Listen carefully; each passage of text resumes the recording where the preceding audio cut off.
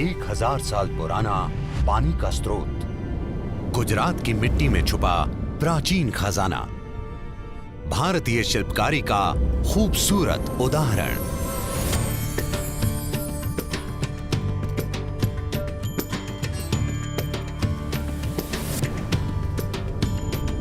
ये है रानी की वाव। The style of construction and the type of images tie up with what we call the Maru Gurjar style, which is the dominant style of Western India in the medieval period. मूर्ति कला के रूप में अगर देखा जाए तो sometime around 1050 AD is when it was probably built. एक दिलचस्प बात बताऊं, इस बावली का आकार देखने में कुछ उल्टे मंदिर के जैसे लगता है। एक मंदिर ग्राउंड के ऊपर जैसे होता है, ठीक अगर उसी बिल्डिंग को उल्टा कर दिया जाए तो ऐसी ही आकृति है बावली की।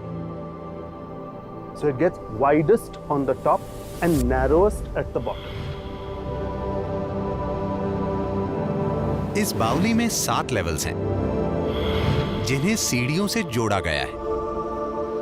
पता है, चौथा लेवल सबसे गहरा है, लगभग 23 मीटर गहरा, और यहां बना है एक बड़ा सा वाटर टैंक।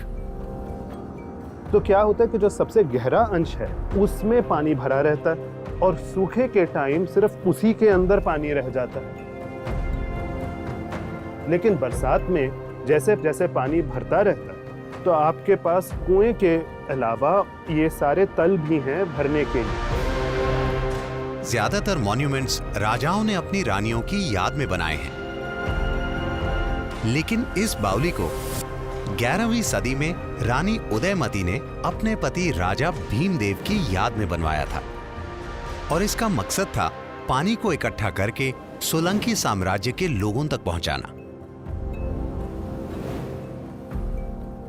ये जो पाटन की बावली है, उस पानी तक पहुंचने के लिए स्टेप्स बनाए जाते थे, और उन सीढ़ियों पर जाकर हम पानी लेकर इकट्ठा करके लेके आते थे, जो हमारे पीने के लिए काम आता था। इसलिए बावली जो है ना, वो भारत के जल प्रबंधन का एक आइडियल मॉडल है।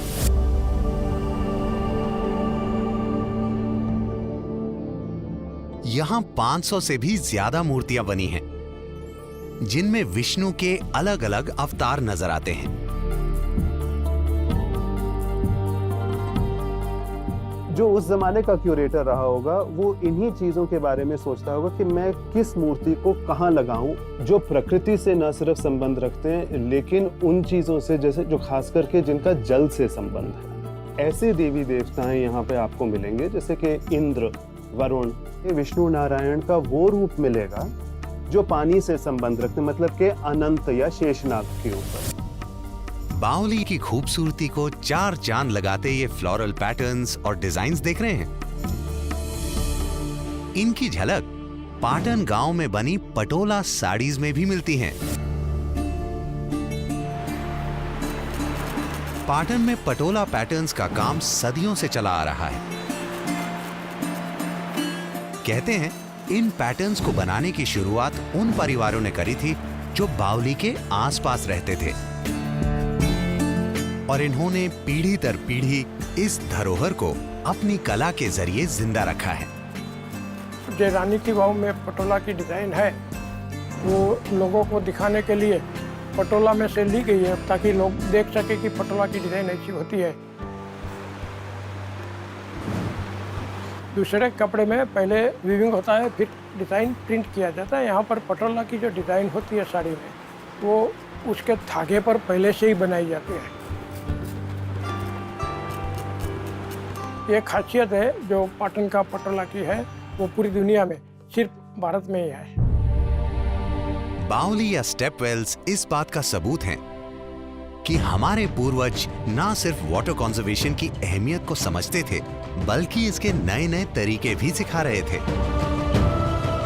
शायद यही वजह है कि प्राचीन भारत की ये इमारतें आज मॉडर्न आर्किटेक्चर की इंस्पिरेशन बन गई हैं।